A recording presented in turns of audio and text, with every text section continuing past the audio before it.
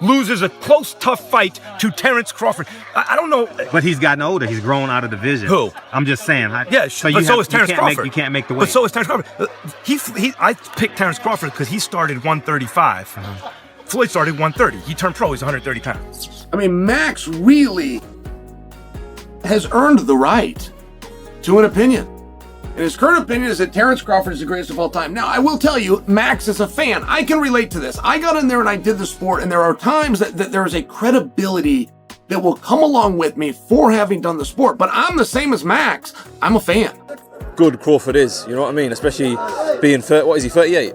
Something like that, yeah, 38. So listen, to do what he done in the manner he did it, moving up 2 weights, in my opinion, in my humble opinion, one of the greatest to do it. Max Kellerman analysed the much-discussed potential clash between Floyd Mayweather and Terence Crawford, emphasising the differences in their career paths. He pointed out that Mayweather often chose opponents strategically to maintain his perfect record, which built an impressive resume but also drew criticism. In contrast, Crawford has consistently faced every challenger in his path, proving himself against top competition without hesitation. While acknowledging Mayweather's legendary status, Kellerman suggested that Crawford's fearless mentality and readiness to take on anyone could give him the advantage in a hypothetical matchup.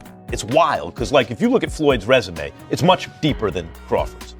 And Floyd was faster and he had a better defense and all that stuff. But Floyd picked and chose when he fought guys, especially once he left lightweight. He wiped out the junior lights, bring him. Lightweight, he jumps up to Jose Luis Castillo first thing. A lot of people think he lost the first fight, then I didn't, but then he won the rematch. But once he left lightweight, he was careful about when he fought guys. So even though his resume is deeper with names, people remember, but he didn't want it with certain dudes at certain times. Crawford, we all witnessed, even though the resume is thin in certain ways, he wanted it with everyone the whole time. Oh, yes. That makes a difference to people. Kellerman has long questioned whether Floyd Mayweather truly deserves the top spot on the pound-for-pound list. While he recognizes Floyd's technical mastery, Kellerman argues that skill alone doesn't automatically crown someone as the greatest of all time. He points to Terence Crawford as a prime example of modern-era greatness, noting that Crawford has won titles in 4 separate weight classes, a feat that places him in the same conversation as Manny Pacquiao. Kellerman highlights that Pacquiao's legacy was defined by moving up through divisions and defeating champions along the way, and he sees Crawford following a similar path. For Kellerman, true greatness isn't measured solely by an undefeated record. It comes from taking risks, stepping into new weight classes, and consistently facing the toughest competition available. Guys, no one has ever been a 4-division champion in boxing. Not a real one. Oh, Pacquiao won 8 and Oscar De La Hoya won 11 and this one won 15. No, I'm talking about Ring Magazine champ or lineal champ. You are the champion of that division. Manny Pacquiao was the first dude to really win 4. Floyd gets credit for 4 for beating Canelo, but that wasn't at the junior middleweight limit. I don't count that. I don't count that. Terence Crawford just joined Manny Pacquiao as the only legit 4-division champion in the history of boxing. And he did. In a pointed critique, Kellerman highlighted how Floyd Mayweather meticulously curated his career to preserve his undefeated record. He observed that Mayweather often selected opponents who were past their prime or posed minimal risk, especially in the later stages of his career. While Floyd's early years earned praise for his defensive mastery and technical brilliance, his later matchups appeared motivated more by financial reward than competitive challenge. Kellerman argued that this approach sparked criticism, suggesting that Mayweather's flawless record reflected strategic planning as much as fighting dominance. Though acknowledging Floyd's greatness, Kellerman noted that fans longed to see him truly tested, and carefully chosen fights made the perfect record feel less like an achievement and more like a calculated business move. Floyd was fighting everyone right up until the point where he started to make money. But as much credit as you get for making, the primacy of business, for making business your priority, well, that comes with trade-offs. Because when you make business decisions constantly, sometimes your athletic achievements won't be regarded in the same way as if you made athletic achievements your priority. That said, Mayweather has accomplished a tremendous amount athletically. But the 3 fighters he didn't fight, Antonio Margarito, Manny Pacquiao, when he was obliterating De La Hoya, Hatton, and Cotto, and Shane Mosley when he still had something left. And while he will wind up fighting Pacquiao and Mosley, it'll both be, at the right time for Floyd. That said, what about at the right time for Floyd? He's also ancient. A fighter approaching 40, fighting at the level Mayweather is fighting, is unheard of. Mayweather, until recent times, would be considered one of the greatest older fighters. That would be the whole story. Oh my God, can you believe how old Mayweather is? It was a little bit unfair to Floyd. say, well, you're picking these guys at the right time. Floyd is old. Max Kellerman's suggestion that Terence Crawford could be the greatest pound-for-pound fighter of all time sparked controversy among some fans and analysts still loyal to Floyd Mayweather's legacy. Critics argued that Kellerman was premature in elevating Crawford, noting that he still has milestones to achieve. However, former UFC star Chael Sonnen came to Kellerman's defense, stressing that analysts and fans should be free to make bold claims when they see excellence. Sonnen argued that Kellerman's viewpoint shouldn't be dismissed as biased. Rather, it should be respected as the perspective of someone who has observed boxing evolve over decades. He framed the debate as part of the sport's healthy discourse, where differing opinions drive meaningful discussion about who truly deserves consideration as one of the all-time greats. I mean, Max really has earned the right to an opinion. And his current opinion is that Terence Crawford is the greatest of all time. Now, I will tell you, Max is a fan. I can relate to this. I got in there and I did the sport, and there are times that there is a credibility that will come along with me for having done the sport. But I'm the same as Max. I'm a fan. I stopped off and had a career doing it, but I started as a fan during my time in that career, and now I'm a fan. And Max was a little heavy on Canelo. Now, when I say it was a little heavy, it just surprised me as such an expert, as a guy that knows everything. I mean, Max knows the amateurs. He knows what Usyk did in the Olympic Games and the World Championships and the Golden Gloves before that, and he knows everybody else as well. I was a little surprised, if I'm being fair, at how much he thought Canelo was a great fighter. That part did surprise me. But just because Canelo has been beat doesn't mean he's not. It's interesting. Canelo's had some really hard fights, and by the way, he's had a lot of them.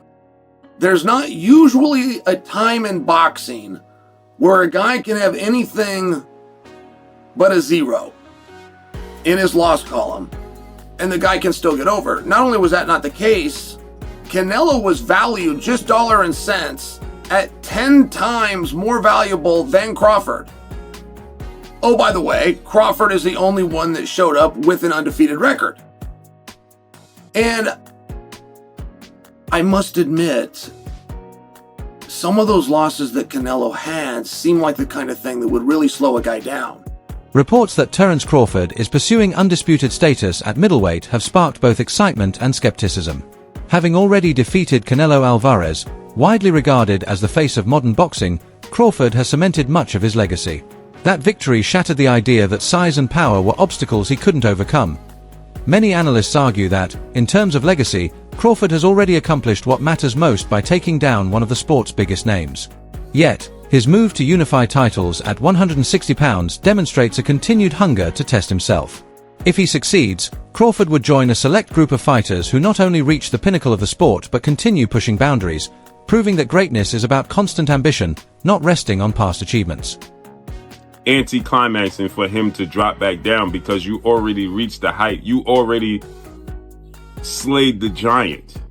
And essentially that's what Terence Crawford has already done. He slayed the giant, okay? Anything else he can do is going to be anti-climaxing. Nobody else he can fight. Canelo Alvarez has 63 wins, 3 losses, 2 draws, 39 wins by way of knockout. Canelo Alvarez is the face, or was the face, of the sport of boxing. Right? And you defeated him and outclassed him. Everybody expected you to get knocked out. It was a money grab. It wasn't realistic. And you achieved it. Right? There's nothing else you can do but one thing. And as I stated, you can put your crown so high on the pedestal, it's almost impossible to reach. And I stated that becoming undisputed in another glamour division in 2 fights, because it really doesn't matter who Terence Crawford fights at this point in time. There is no name that's going to garner him the traction and attention that he got from fighting Canelo. If he fights Ron Ennis, it's not going to do it. Virgil Ortiz, not going to do it. None of those guys, anybody would put against Canelo Alvarez and say that they would beat Canelo Alvarez. So now he would be expected to beat everybody. Okay? Sebastian Fundora, the Towering Inferno, because of the size difference, he's 6'6", 80 plus inch arm reach. right, at fighting at 154 pounds, that would be attractive. When the debate turns to boxing's greatest of all time, Kellerman challenges the notion that Floyd Mayweather automatically deserves the top spot. He argues that, while Floyd's technical skill is unmatched, true greatness is defined by risk-taking, and Mayweather often avoided that element. Legends like Muhammad Ali and Roberto Duran put their legacies on the line by facing the toughest opponents, regardless of timing or advantage. In Kellerman's view, Mayweather didn't consistently display that same fearless approach.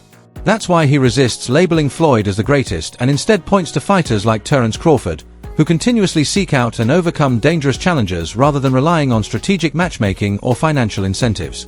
Rocky Marciano was 49-0. Before Floyd got to 50-0, he was a heavyweight champ. Did anyone ever consider Rocky Marciano the GOAT? No, not seriously, no. Why would Floyd be considered the GOAT? Because he beat more fighters than Rocky did, more great ones? That's true. But really, Floyd was careful in the way he selected opponents. Don't get that twist. It's not that Floyd didn't fight a lot of great fighters. He did. It's not that I don't think he would have beaten a lot of the tougher fighters than he fought. I think he probably would have, but he didn't do it. He waited. He waited till Pacquiao wasn't at his best anymore. He didn't fight Margarito when Margarito was tearing everyone up. He waited for the right time to fight people. He got paid twice as much for fighting Pacquiao in a less dangerous fight than he would have had he fought him when everyone wanted to see him fight. Floyd is among the all-time greats, but he ain't number one. British boxer Hamza Shiraz praised the way Terence Crawford has forged his legacy.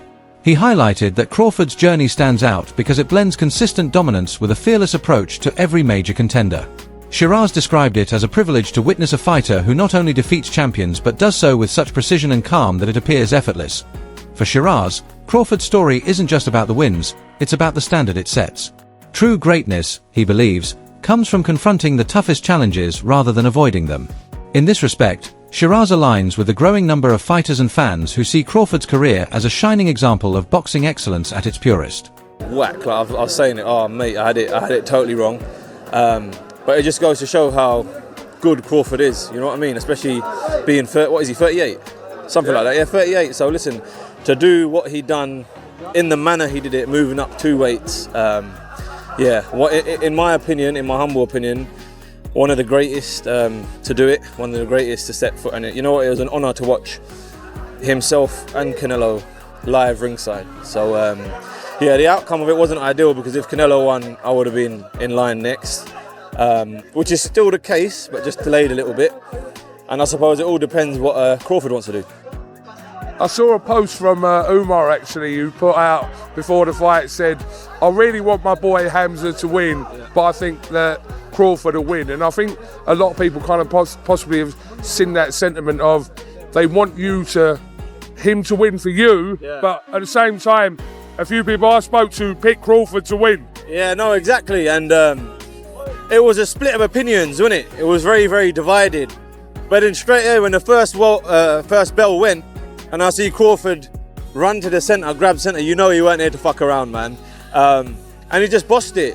I think I'll give Canelo no more than 4 rounds. But then at the same time, you've got to put yourself in Canelo's shoes. He's achieved everything he's needed to do in the sport. He's earned more than enough money, and he's still daring to be great. So as a fighter, as a fan, we can only appreciate that. Amid ongoing debates in boxing, one analyst highlighted how the sport's global landscape is being reshaped by Saudi Arabia's rising influence. Central to this shift is Turki Al-Sheikh, the promoter behind several of the most high-profile fight cards in recent years. Traditionally, the United States dominated as the hub for major bouts, but Saudi Arabia is now emerging as a new destination for blockbuster events. Many of these matchups are seen as unconventional or entertainment-driven, prioritizing headlines over pure competition. Critics argue that Al-Sheikh's vision isn't just about elevating Saudi Arabia's sporting profile, it also challenges the long-standing dominance of the American boxing market. By regularly attracting legendary fighters and top stars to Saudi venues, he is subtly shifting the sport's center of gravity. While fans enjoy the spectacle and pageantry, concerns remain about whether the competitive integrity of boxing is being compromised in favor of financial gain. The events are visually impressive, but the bigger question is whether the sport's future will be guided by the deepest pockets rather than the spirit of genuine competition. And I had been telling you that he was not coming to America with that. For that, he is coming to take boxing to Saudi Arabia. He is not trying to help boxing in America. He is trying to help boxing in Saudi Arabia. And in order to help boxing in Saudi Arabia, he has to do damage to American boxing, because American boxing is the mecca of boxing right now, and he wants to change where the mecca is. So when he backed Canelo Alvarez and Terence Crawford, I did a video and I said, we know what this is going to be. This is going to be them trying to get this fight over for Canelo Alvarez. And then after that, Turki Al-Sheikh wants to take Canelo Alvarez to Saudi Arabia so he can fight Hamad Shiraz. And Hamad Shiraz can be the one to beat Canelo Alvarez and become the undisputed champion. And that was the end game that Turki Al-Sheikh had.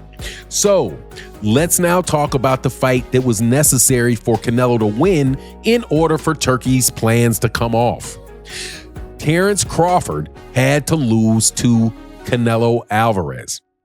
In the fight itself, as I have witnessed and many people have witnessed, that was not a close fight. That was a fight in which Terence Crawford won, and won convincingly. The fight was probably close up until around round 4 or 5, at which point in time Terence Crawford pulled out and pulled away and dominated that fight. Many experts, including myself, say that Terence Crawford won all but maybe 2 rounds.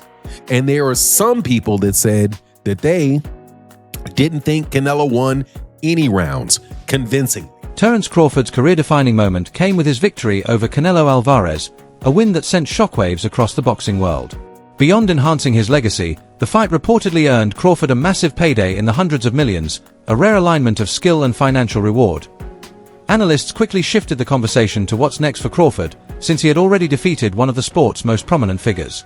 For many, the triumph reinforced the perspective shared by Max Kellerman and others. Crawford's legacy isn't something that needs to be cautiously protected. It is forged by taking on the toughest challenges and proving he can overcome them.